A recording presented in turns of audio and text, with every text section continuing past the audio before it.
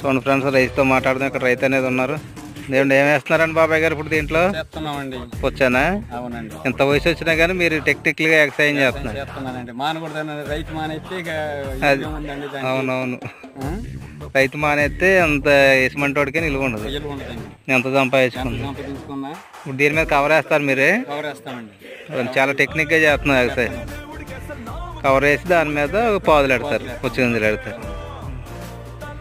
ఇప్పుడు శుభ్రంగా ఉండాలి బాబాయ్ రైతులు అనేది. కొంతమంది గ్రహిస్తలేదు. ఎంత కష్టపడ్డా కానీ ఇక్కడే ఉండిపోతున్నాం మనం. జాగ్రత్త చేయి బాబాయ్. మరి